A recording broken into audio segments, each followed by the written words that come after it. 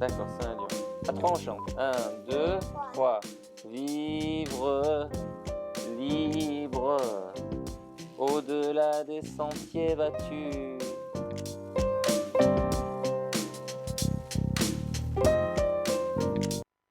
Chers amis, bonjour téléspectateurs. Dans l'émission Vivre libre au-delà des sentiers battus, nous avons vu dans les deux précédentes émissions comment est-ce qu'on pouvait être attentif à la nature, comment on pouvait en prendre leçon, et aussi comment nous pourrions gouverner nos vies, nos écoles, nos quotidiens, avec une sorte de morale, de vertu, de sagesse. On va faire le même exercice que chaque semaine aujourd'hui, l'exercice d'imaginer un monde dans lequel on se permet de vivre libre, mais d'une liberté qui ne va pas contraindre l'autre, qui ne va pas coûter la liberté d'un autre, d'une liberté qui va émanciper aussi la liberté d'autrui. On va en parler aujourd'hui avec, autour de la table, François. Bonjour François. Salut. Et Maxime. Salut Farzad. Voilà. On a discuté ensemble dans les émissions précédentes. Là, ce qui serait intéressant de voir, c'est comment on pourrait coupler, rassembler, d'une part, le biomimétisme architecture de Maxime, et de l'autre part, les recherches et les réflexions sur la gouvernance de François. Comment vous imagineriez ce monde ensemble, d'accord, dans lequel l'architecture permettrait une gouvernance, ou la gouvernance permettrait un biomimétisme? Je vous laisse commencer. Comme je l'ai dit dans l'émission précédente, l'idéal, ce serait de définir ce que les humains souhaitent comme existence, comment vivre libre, etc. Et la meilleure façon de trouver ce modèle idéal, c'est effectivement de connaître la nature, d'être à la fois le primitif de la forêt vierge, avec tout son instinct, son intuition, sa connaissance du fait des ancêtres qui se sont empoisonnés avec des plantes, donc ils savent que celle-là, ils ne doivent pas la manger, etc. Mais ça a pris des siècles et des siècles pour que le primitif soit adapté à la nature. Mais si en plus de ces connaissances primitives des ancêtres, on rajoute les connaissances modernes, mais on doit arriver à un monde fantastique. Le problème, c'est qu'aujourd'hui, on s'est complètement égaré. Hein, on a pensé que le pouvoir, que l'argent permettait d'être heureux. Non. Donc, il faut changer son fusil d'épaule, comme tu as dit la dernière fois. Il faut basculer de l'autre côté du miroir et se dire, je suis sur la mauvaise piste, je sais ce que je voudrais faire, je sais comment je voudrais vivre, et comme je ne vis pas comme ça aujourd'hui, comme nous ne vivons pas comme ça aujourd'hui, est-ce qu'il y a peut-être un moyen progressivement d'atteindre ce paradis, hein? Voilà. Maxime. Moi, je me permettrais de poser la réflexion, est-ce que nous ne pourrions pas avoir comme principale gouvernance la nature?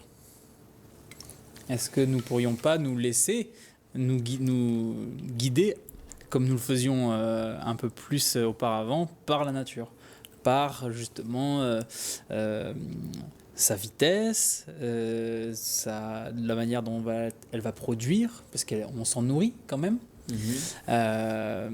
Est-ce que Son nous ordre, pourrions, sa synchronisation. C'est ça, voilà, synchroniser. Est-ce que nous pourrions pas nous synchroniser sur la nature et toutes ses composantes, à la fois sur l'échelle de taille, de temps et je sais pas quelle. C'est ça, de taille, de temps et d'espace. Est-ce qu'on ne pourrait pas revenir à ça? C'est très intéressant. C'est-à-dire, si je prends vos deux idées, François d'un côté qui nous parle de paradis, et le paradis, c'est quelque part l'obéissance à un principe suprême qui permet d'être heureux, dans la plupart des cultures. Et là, on a la nature, c'est-à-dire l'obéissance, ou à dire l'écoute, la synchronisation, l'harmonie avec les principes de la nature. Donc ça me semble assez proche l'un de l'autre. Comment est-ce qu'on pourrait approfondir ça ensemble? François, Maxime? C'est assez subtil. C'est assez subtil. Il faut effectivement avoir une culture assez étendue. Je dirais que en dehors du problème de l'argent que l'on confond avec bonheur, il y a cette espèce de oh, excuse-moi, C'est-à-dire, l'idée ici, c'est d'un côté, toi tu parles de paradis, de l'autre, on parle de synchronisation avec la nature. Le paradis, c'est quoi? Dans la plupart des cultures, le paradis, c'est un lieu super, mais parce que on respecte un certain ordre, une certaine vitesse. Et cet ordre, en fait, c'est l'obéissance à un principe suprême. Certains l'appellent Dieu, d'autres l'appellent autrement dans diverses cultures. Mais dès lors qu'il y a désobéissance par rapport à ça, désobéissance qui jaillirait du fait que l'homme dirait « oui, moi je sais ce qui est bien, moi je sais ce qui est mal », à partir de là, il va briser l'ordre, il va briser son pacte originel et il va commencer à aller plus vite ou pas assez vite, à mettre en danger l'autre, à faire preuve de jalousie, à vouloir tuer son voisin pour avoir son terrain, etc. Là, on se rend compte que s'il y a une forme d'obéissance, de synchronisation avec un principe suprême, tout peut fonctionner. Les galaxies fonctionnent comme ça, les étoiles fonctionnent comme ça, les fourmis fonctionnent comme ça, les abeilles fonctionnent comme ça. Pourquoi pas l'homme? Et de l'autre côté, on a Maxime qui arrive et qui nous dit « Oui, moi je pense que la gouvernance, ça pourrait être gouverné par la nature. » C'est-à-dire par l'esprit de la nature quelque part, ou par l'intelligence de la nature, avec son ordre, ça. Et moi la question que je me pose, ce serait comment est-ce qu'on reconnaîtrait ce paradis? Comment est-ce qu'on verrait où est l'ordre de cette nature? Quel est son timing pour pouvoir se synchroniser dessus? Parce que là, de but en blanc, on ne sait pas. Là, tout ce qu'on sait, c'est faut aller à Pôle emploi pour trouver un job et puis payer le loyer, merde. On en est là. Ouais. Mais ce serait quoi l'unité de mesure, d'observation? Comment est-ce qu'on pourrait voir qu'on se rapproche un peu plus du paradis ou un peu plus de l'ordre de la nature qui gouverne bien?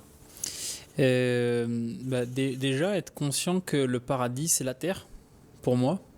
Dans sa version la plus pure, où on n'est même pas forcément dessus, et qu'en fait, on la transforme à travers les désobéissances dont tu parles. Donc tu dis désobéir à un dieu, etc. Bon, moi, on désobéit à la nature, on désobéit à la terre, et on la transforme par ce fait en enfer.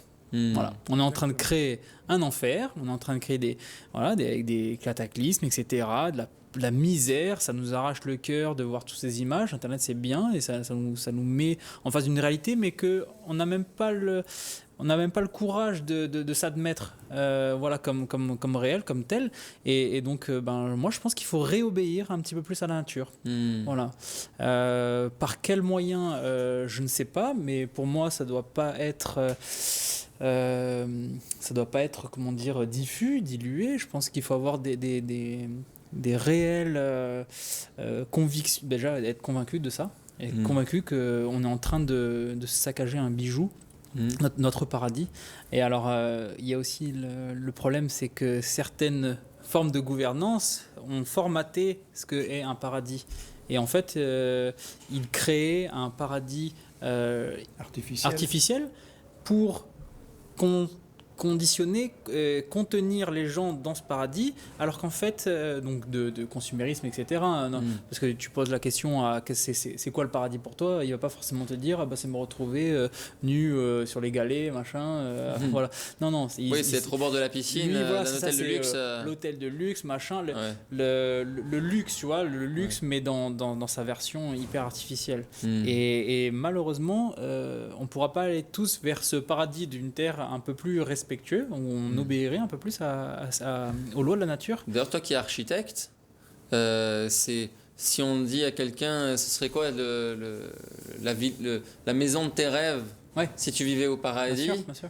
Peut-être il dirait un truc super sophistiqué, mais pas forcément une maison simple dans la forêt où il cultive à côté. Oui, tout à fait. On s'éloigne, ce que je disais la dernière fois, c'est on s'éloigne des principes fondamentaux que sont la maison, qui est de s'abriter, pouvoir, on va dire, abriter aussi ce qu'on va manger potentiellement, pouvoir dormir, etc. Donc les fonctions même de l'architecture ne sont, enfin comment dire, sont bafouées parce que du coup on veut en avoir plein les yeux. Ce que je comprends, hein, parce que après je ne nie pas que être dans un beau chez soi, c'est hyper important parce que c'est à la fois le reflet de soi, etc. Donc, mais on peut être à la fois beau, se sentir bien et en étant sobre, voilà. Et pas forcément avoir des... Oui, moi je dirais qu'une des façons d'appréhender la vérité, entre guillemets, c'est de déménager. Moi je déménage, je suis en train de déménager en ce moment de nouveau, et je me suis dit, mais de quoi est-ce que j'ai vraiment besoin ? Et là je m'aperçois que je n'ai pas besoin de tout le fatras que je trimballe depuis des dizaines, des décennies. Et déjà, c'est une première démarche vers la sobriété, tu vois. Et on n'a pas besoin de tout. On peut se détacher, se défaire voilà. de certains objets. Voilà, on peut se défaire parce que pourquoi ? Parce que le luxe coûte cher. Ça veut dire quoi ? Ça veut dire que pour acquérir ce bonheur, qu'il soit artificiel ou pas, j'en sais rien, mais pour moi il est artificiel. Pour acquérir ce bonheur, il faut travailler beaucoup, ou alors il faut devenir un voleur. Hein. Bon, enfin, de toute façon, ça ne vaut pas mieux. Et on s'épuise de toute façon. Donc, est-ce que c'est intéressant de s'épuiser pour avoir un bonheur qui n'est pas sûrement, qui est pas sûrement le bonheur ? On ne sait pas trop. D'ailleurs, qu'on soit salarié, il faut travailler beaucoup, beaucoup. Qu'on soit inventeur, entrepreneur, il faut travailler encore plus. Même ceux qu'on dit être des startups, tout ça... qui crachent de l'argent et qui tout à coup augmentent de façon exponentielle. Et ça crée beaucoup de stress, comme tu dis. Et est-ce qu'on peut vraiment appeler bonheur un bonheur pour lequel on a tant souffert, dont on ne peut même pas profiter une fois arrivé ? Moi, j'ai eu un exemple. Moi, je suis de la génération qui a fait son service militaire. Et comme je refusais d'être officier, j'ai été donc avec la troupe et avec des fils de paysans, etc., et des fils d'ouvriers. Et j'étais en Allemagne, dans un coin magnifique, dans la vallée du Danube. Et donc, tous les week-ends, j'allais visiter les châteaux, etc. Mais mes camarades passaient la journée au lit, à dormir, à fumer, à regarder la télé, etc. Puis je leur ai dit, mais pourquoi vous n'êtes pas intéressés pour sortir, etc. Et puis, de fil en aiguille, on a approfondi le sujet. On a approfondi le sujet du travail, de l'argent, etc. Et j'ai fini par comprendre une chose. Il y en a un qui m'a dit « Ah non, moi je ne veux pas être patron, parce qu'on parlait de l'ambition, de gagner de l'argent, etc. » Ah non, moi je suis très bien là où je suis, je ne veux pas prendre les responsabilités du patron. Donc, ils avaient compris que leur sobriété à eux... Les préserver de quelque chose. ...était précieuse. Ils ne voulaient pas, excuse-moi l'expression, s'emmerder avec des responsabilités. La sobriété était comme l'abri dont parlait Maxime, qui permet de se loger, d'abriter aussi sa nourriture, d'avoir le nécessaire pour vivre, et de ne pas être embêté au-delà. Voilà. La liberté, pour moi, c'est la liberté de dormir ou d'entreprendre. Tu peux dormir et tu peux entreprendre. Il ne faut pas qu'on se sente tous obligés d'entreprendre. Donc on se prive de dormir pour entreprendre. Voilà. Ni de devoir dormir pour récupérer pour pouvoir entreprendre. Ah oui, pourquoi pas. Ou alors entreprendre en accord avec la vie, la nature, en obéissant à la nature. Mais alors, si on obéit aux ordres de la nature c'est qui en fait ? On obéit à un ordre mais qui ne vient pas nécessairement de quelqu'un. Ce n'est pas un individu. Je veux dire... C'est un processus, Comment on sait qu'on obéit bien ou qu'on désobéit ? C'est une organisation. La nature est une organisation qui a mis plusieurs centaines de milliers d'années, plusieurs même millions d'années, même on parle de milliards, si on veut remonter à la première cellule. Hein. Mais bon, la vie telle qu'on la voit aujourd'hui, elle a plusieurs millions d'années. Donc, c'est avec le temps, on est parti des êtres monocellulaires dans le bouillon marin. Hein, et puis il y a eu les êtres pluricellulaires, et puis les invertébrés, les vertébrés, etc.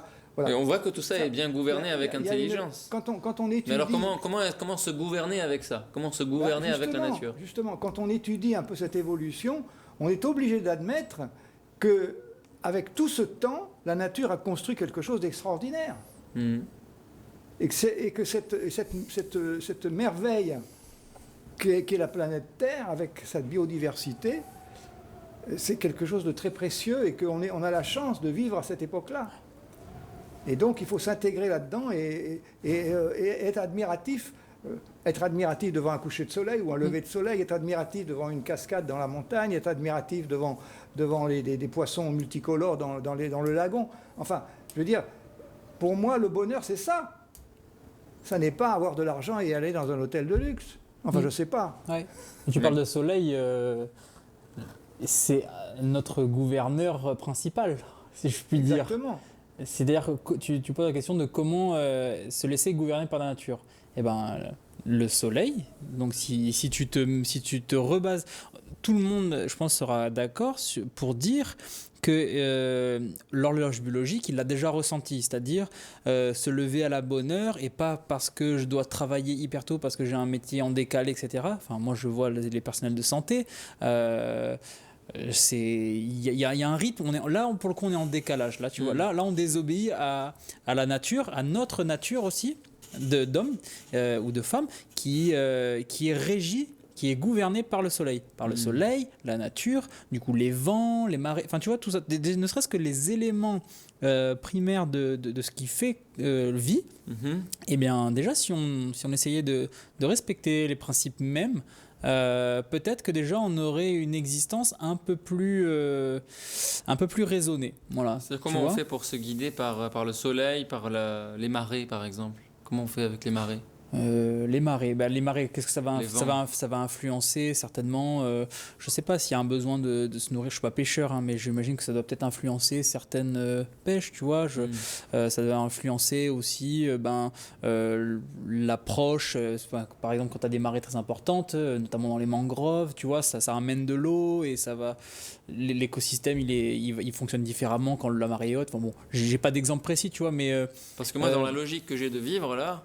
Ouais. C'est quand je me réveille le matin, je me dis pas comment est la marée, comment est le vent, comment est le soleil. Et là, vous êtes en train de me dire, ça pourrait être primordial de le savoir ou voire même de s'accorder avec. Mais non, mais moi, j'ai juste l'idée, est-ce que la supérette du coin est ouverte? Bien sûr. Il faut que j'achète du lait pour mon fils. Ce matin, tu t'es levé comment ce matin? Ce matin, c'était super. Qu'est-ce qui t'a levé? Qu'est-ce qui t'a réveillé? Qu'est-ce qui m'a réveillé? Bon, peut-être le cyclone, mais on va dire.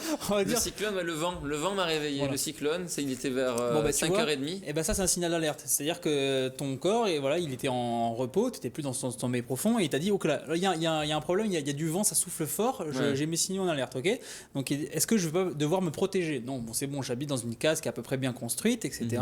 Donc ça va, donc je peux me rendormir. Après, peut-être que tu peux avoir un deuxième réveil qui va dire, bon ben là, c'est bon, je pense que je suis reposé, le soleil frappe à ma porte si j'ai pas fermé les volets, parce que ça aussi c'est se couper de. C'est vrai, hein, mais moi j'ai souvent remarqué que je dormais mieux dans un cycle long lorsque tu te couches quand il fait nuit, tu vois, et quand tu te lèves avec le soleil. Et pour ça, ne pas fermer ses volets, je trouve que c'est bon, ou peut-être les occulter, mais laisser au moins le jour te dire je suis là. Je suis là, c'est une nouvelle journée qui commence, c'est un nouveau cycle et tu en fais partie, etc. Et tout ça, c'est la vie, tu vois. Que ton réveil soit le soleil. Ouais, et en fait, il y a beaucoup de gens, notamment j'ai fait la remarque, moi j'étais très triste par rapport à ça quand je vivais en métropole, en milieu très urbain, parce qu'il y a des candélabres partout qui s'éteignent peut-être à 2-4 heures du matin, mais t'as pas envie de vivre avec une lumière orange qui te traverse et qui t'éblouit et qui t'empêche de dormir, qui te perturbe, tu vois, ce sommeil. Donc tu fermes tes volets, sauf que tu te coupes de quoi? Tu te coupes du soleil qui va se lever le matin. Et donc du coup, tu te coupes de cette gouvernance naturelle, tu es gouverné du coup par ton réveil, voilà, qui sonne par ton téléphone. Et donc tu t'es mis dans cette maison-là qui te protège certes, mais qui te coupe du monde aussi. Bon bref, c'est une réflexion, tu vois, je parle du soleil, du rythme biologique. Toi qui es ingénieur, qui s'y connaît en énergie, François, par quelle énergie nous on peut être guidé, être gouverné? Parle-nous. Dans toute mon existence, je me levais assez tard, comme tout le monde, 7h, 8h du matin, alors que le soleil se lève à 6h, etc. Et à La Réunion, j'avais pas d'obligation. Mais tu étais à la retraite? Voilà, j'étais à la retraite. Et donc, j'avais une petite colline près de chez moi. Et je voulais voir le lever du soleil. Et donc je regardais l'heure du lever du soleil et j'ai découvert que la luminosité au lever du soleil, c'était presque aussi merveilleux que le coucher de soleil. Oui. Mais c'était différent. Et voilà. Et souvent, j'ai attendu pas mal d'années avant de percevoir que le matin, c'est autre chose que le soir. D'ailleurs, il se lève du côté Il y a un plaisir extraordinaire à se lever tôt. Et à sentir le jour qui se lève. D'ailleurs, à La Réunion, il se lève. La fraîcheur de la nuit qui est encore là. Enfin, raconte-nous toute la vie démarrer. Et toute la vie diurne, reprendre vie. Les oiseaux qui se réveillent. Ce sont des choses la vie moderne nous a coupé de toutes ces choses-là. Par exemple, à La Réunion, dans les écoles... D'ailleurs, tu habites dans l'Est. Et c'est dans l'Est que le soleil se lève à La Réunion. D'ailleurs, partout.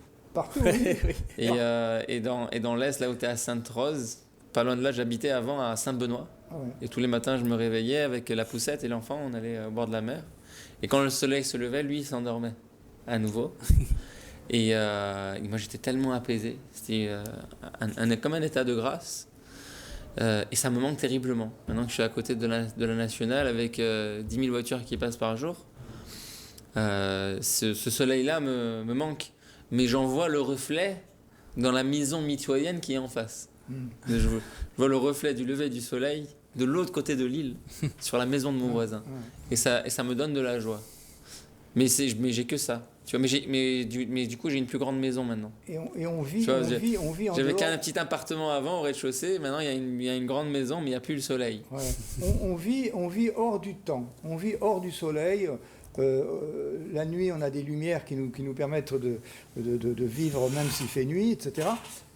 À tel point qu'on a perdu complètement la notion du temps. C'est-à-dire que dans les écoles, moi j'ai demandé aux enfants, est-ce que vous savez qu'à La Réunion, on est entre le tropique et l'équateur, donc le soleil nous passe deux fois à la verticale au-dessus. Ah non, vous ne savez pas. Les professeurs ne le savent pas. C'est ahurissant. J'ai fait un cadran solaire au collège, à l'école de Saint-Benoît. Le soleil passe comme ça, et après il refait ça. En hiver austral, il fait ça. Ouais. Et en 21 juin, il fait ça, la verticale, et après, il passe derrière. Tu vois, parce que le soleil nous passe deux fois à la verticale. Parce que, voilà. C'est-à-dire que principalement, on est dans l'hémisphère sud, donc il va irriguer la face nord du bâtiment ou de la forêt. Et l'été, il passe très légèrement au-delà du zénith et pour arroser toute la face sud. Et c'est notamment très important en architecture quand tu fais du bioclimatisme. Parce que du bioclimatisme, c'est-à-dire que tu as une réflexion. Quand tu veux une varangue protégée du soleil, il ne faut pas la faire n'importe où, n'importe comment. Ouais. En métropole, ils ne sont pas dans les tropiques, ils n'ont pas à se soucier de la façade nord. C'est toujours vers le sud, le soleil n'est jamais derrière. Voilà, parce qu'ils ne sont pas sur les tropiques. Ils sont au-delà. Et donc, au-delà des tropiques, tu te soucies, entre guillemets, de l'ensoleillement, de te protéger du soleil que sur une face. Enfin, t'as l'est et l'ouest, mais on va dire principalement le sud. Et ici, on a le nord à un moment de l'année. Aussi, d'accord. L'été, donc en plus, tu vois. En plus, l'été, le plus chaud. Pourquoi il fait si chaud? C'est parce que le soleil est carrément à la verticale. C'est comme si on était à l'équateur. C'est ça. Ouais. D'accord. Oh, j'apprends des choses. Magnifique. Donc, tu vois, voilà une chose qu'on n'apprend pas à l'école. Il y a beaucoup de choses qu'on n'apprend pas d'ailleurs. Ouais. Donc, pour terminer, si vous avez un mot à donner pour faire l'alliance de cette gouvernance et de la nature. Moi, je dirais que nous sommes issus de la nature. Hein. Nous sommes le produit de la nature. L'histoire humaine est colossale et fabuleuse. Quoi, je veux dire, le buisson. Avant, on parlait d'une évolution linéaire. On s'est aperçu que c'est pas du tout ça. Qu'en fait, la vie est partie et puis ça c'est parti dans tous les sens. Et l'homme, on ne sait pas si c'est le singe qui descend de l'homme. Aujourd'hui encore, les scientifiques se posent la question est-ce que c'est le singe qui descend de l'homme ou est-ce que l'homme descend du singe? Tu vois, il y a la bipédie ancestrale, la théorie de la bipédie ancestrale qui contredit le fait qu'on descend du singe. Bon. Mais de toute façon... Toi, qu'est-ce que tu aurais à apprendre de la discipline de Maxime? Et Maxime, toi, qu'est-ce que tu aurais à apprendre en substance dans la discipline de François pour terminer cette émission? Est-ce que vous pourriez vous apprendre l'un à l'autre et avancer main dans la main ensemble? Sur les énergies, Ouais, sur les énergies, sur la gouvernance Ben, et la nature dont on vient de parler. Je pense qu'il y a, notamment au niveau de l'énergie, d'avoir une sobriété, c'est-à-dire de n'utiliser que l'énergie dont on a besoin pour vivre heureux et, voilà, et libre, et pas plus, c'est-à-dire voilà, essayer de ne pas gaspiller. Pour moi, il y a aussi cette notion-là. Éteindre les lumières la nuit et laisser le soleil nous réveiller le Mais- lendemain matin. Pas gaspiller sa propre énergie non plus. Ah ben oui. Économiser son énergie personnelle, voilà. Hmm. Très important. Afin de le conserver pour peut-être aller voir un coucher de soleil, un lever de soleil le matin et un coucher de soleil le soir et vivre libre. Exactement.